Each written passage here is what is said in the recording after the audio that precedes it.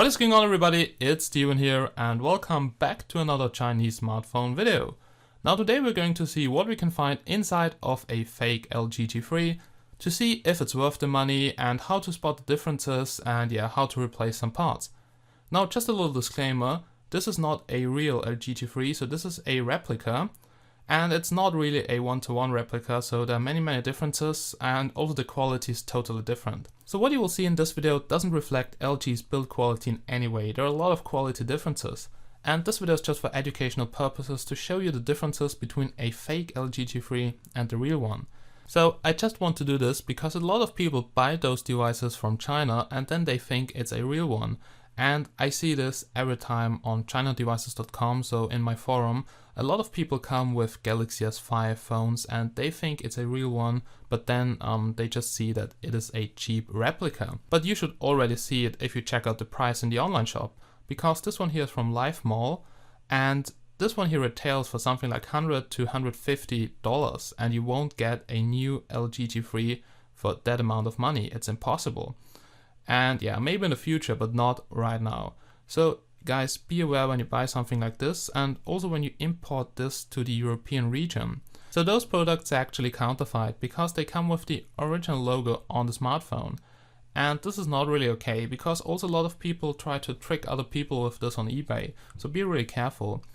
And the next thing is, if the customs will see it, then they will maybe destroy it. Then the phone is gone and your money is gone. So think twice before you order something like this. But anyway, today I would say let's get started and let's have a look on what we can find inside of the smartphone and let's just check out the build quality. Alright guys, so here's the smartphone and yes, it definitely looks like the LG G3. There are just some differences here at the backside, so the buttons are a bit different. And today I just checked out the real one and the backside looks a bit different. But the back cover here is removable just like on the real one. And also I think the battery has the same size because someone told me he could replace the battery with a original battery. Then let's have a look at the buttons, then you can see they look fairly different. But around the buttons here you can see several screws. And now in order to open the smartphone up, we have to remove all of the screws. So what I will do right now is just take a very small cross-tip screwdriver and then I will unscrew all the screws and then we will see if we can remove the backside. So let's go.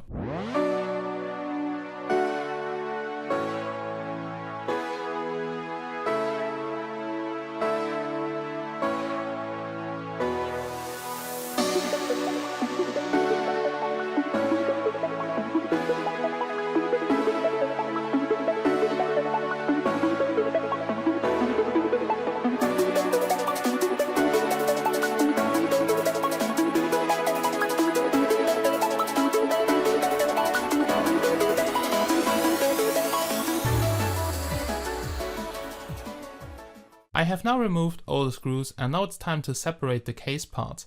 I will take a flathead screwdriver just like this one here to separate them.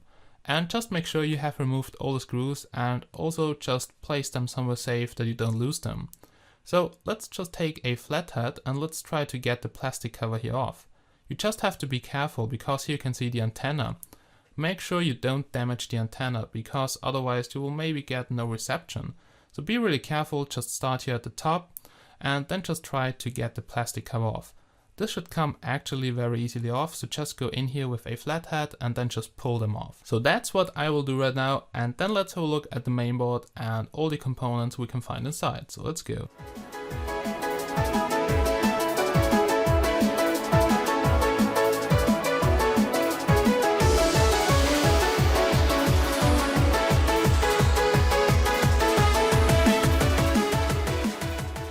Oh yeah, now here you can see the backside of the mainboard with a lot of connectors and all that stuff. And I really have to say, the mainboard design looks good.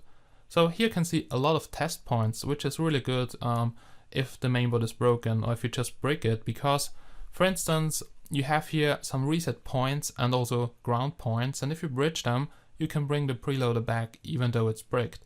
And this is really nice to unbrick it, and I also have a tutorial on this, so you can check it out. And it's also on chinadevices.com. Now here you can see the mainboard design, which looks actually pretty good. Now here we have two LEDs for the dual LED flash, which is by the way very nice on the smartphone, so absolutely nothing to say about it. here we can see the rear camera. We can just pull it off and oops, it's gone, but yeah, I will just search it later. Then let's have a look at the rest. Now here we have some golden contacts and they are for the back buttons. So let's just check out the plastic cover here. And here you can see a flex cable with those 5 golden contacts. And basically they just go here to the back buttons. And here you can also see, for instance, the laser autofocus cover. But the laser autofocus is, yeah, a total joke because there is absolutely nothing in here. So here you can see there are just some pads, so soldering pads, but there is nothing on there. So maybe they wanted to fake something on the mainboard too, and yeah, then they didn't do it. So this is actually useless. Then here you can see the flex connector to the front-facing camera, so we can just pull it off, and there we go. Now this is the front-facing camera, which is, by the way, not really good on this device here, but yeah, it's a clone. Then let's have a look here at this connector. So I guess that's the display connector. And you can easily remove that flex cable. So first of all, you have to open up that socket here. So just flip it up and then you can just pull the connector out. Alright, so I'm just doing this because some user on ChinaDevices.com told me that his screen is cracked and he wants a tutorial on how to replace it. Now, I also do it for the first time, but let's see if we can do it. Alright, so here you can see the antenna connectors, and the antennas are here in that plastic thing. And yeah, they look quite okay, but if you cannot get a good reception, then just check out if those contacts really touch the antenna in the plastic cover. Then here you can see the dual socket. Here, for instance, we have the battery pins, and here's another flex cable. So this actually connects the main board with the bottom PCB where you have the USB port and all the other crap. So here you can see it, we have here the vibration motor, which feels quite good on that clone, and it fits pretty good in here, so it's glued here to the case. Then here's another flex cable, and this one here is connected to the bottom PCB with this connector, and you can also remove it. So basically the same way, so you just flip this here up and then you pull it out. So always flip up here the safety before you pull it off, otherwise you will damage the flex cable, and you can damage them very easily. Then here you can see here's a sticky tape, and they never use it. I don't know why, maybe not enough time, but this would actually secure the flex cable. Now here's another one which connects the bottom PCB to the mainboard, and yes, basically that's it. What I will do right now is just remove all the parts, and then we can have a look at the mainboard and the display. Now here you can see, for instance, a number on the flex cable. So for instance, if that flex cable breaks down, you just have to Google that number or check it out on Alibaba or something. So this is really important. Always check out the part number before you order something, because the hardware inside of those clones is often very different. Alright, ladies and gentlemen, now here you can see the main reason why those clones are so cheap. So I have removed the RF shields from the backside, and here you can see the chips. Now in here we have Samsung chips, and yes, they are real Samsung chips. So this chip here includes 8 GB of ROM plus 1 GB of RAM. So this is absolutely real. Then here you can see the MTK6582 chipset. And this is why this clone is actually so cheap, because the MTK6582 chipset costs something like $15 and includes a CPU, quad-core CPU, GPU, Wi-Fi, Bluetooth, GPS, and everything integrated. Then here you can also see a couple of sensors, so light and proximity sensor right over here, and you can see those sensors are very small. So if you have ever wondered how they look like, that's how they look like. Now, yeah, the chipset is not too bad, but the chipset in my Galaxy Note 4 costs almost as much as the whole smartphone. And also the other components are lower quality, like the display and all the rest, and this is why those clones are so cheap. Alright, then let's have a look at the other parts. Now, here you can see, for instance, the bottom case part, and here inside you can see the main speaker of the smartphone. And it isn't connected with a flex cable to the mainboard, so it's just connected over those 2 golden contacts here. Then here we have a little dust sealing around it. And also here's some metal parts. You can also find those metal parts in the uppercase part, and they are not magnetic, so I guess they are just to give it some extra stability. And now finally, before we come to the display, I quickly want to show you the bottom PCB, because the real LG G3 comes with, I think, 2 or 3 microphones, and the clone here just comes with 1 microphone, as you can see. Also the vibration motor, micro USB port, and 3.5mm headphone jack. And just to mention, all those parts are different from the real one, so you cannot use real components in the fake one. So I have now removed all the crap from the smartphone, and what we have here is just a display with the glass and the whole frame. Now, yeah, how to separate all this crap here? Now here you can see it, so we can see right over here the display, and yeah, if you want to replace the display you need the model number or the number on the flex cable. But as you can see, and when it's built in you cannot see it. So now we'll try to separate here the whole frame from the glass and the display. And yeah, it's glued together with some tape, I guess, here at the bottom, then all along the frame and at the top. Now maybe it's not the best idea to start separating it here at the bottom, because here we have the digitizer cable, and yeah, just make sure you don't damage it. Here at the top we have the speaker and all that crap and no cable. Maybe the top is better, but I will just try to start here at the bottom to heat it up and then just go in here with a flathead or a credit card or something just to pull it off. And I will use a heat gun to heat it up, about 80 degrees, but you can also use a hairdryer. But yeah, just make sure you heat up the whole surface and then start to lift it off.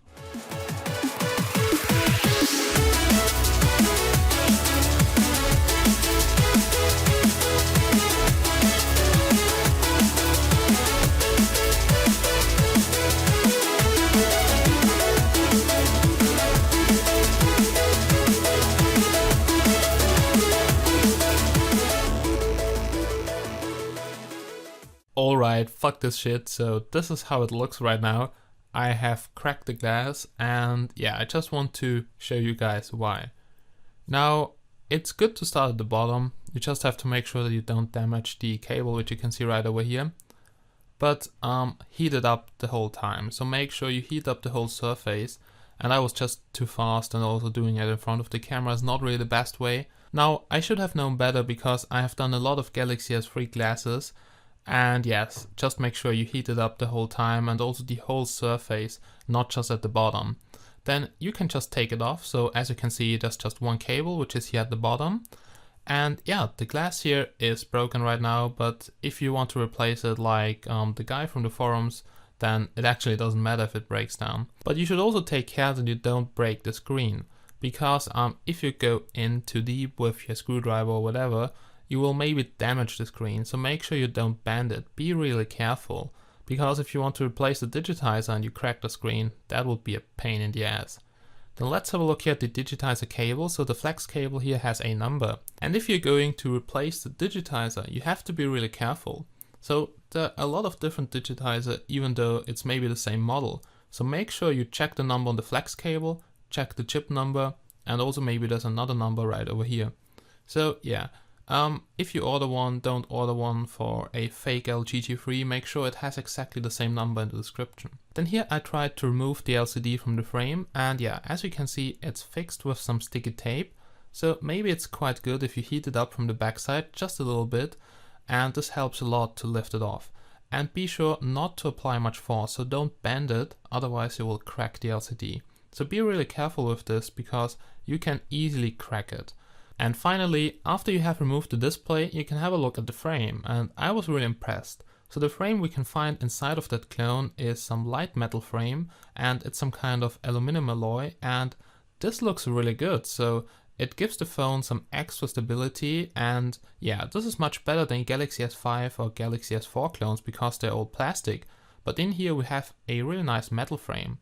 Then here you can see the display, so here's the part number. And just a little tip once again, when you order a replacement screen, check the connector, check the part number, check everything, because usually they switch the screens from one model to the other model. So be really careful when you buy replacement parts from China, always check the part number.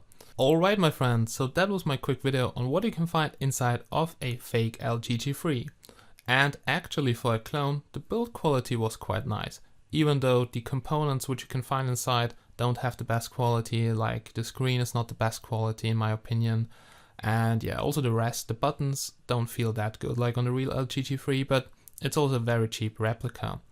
And yes, I also have some other replicas like Galaxy Note 4 1-to-1 replicas. If you want to see another dismantling video, then just leave me a comment down below in the description. And also if you want to discuss about Chinese smartphones or hear this fake phone, then feel free to visit chinadevices.com, which brings you the latest news and tutorials about Chinese smartphones. Alright ladies and gentlemen, thank you so much for watching. I really hope I see you again in my next videos, so have a nice day and bye bye.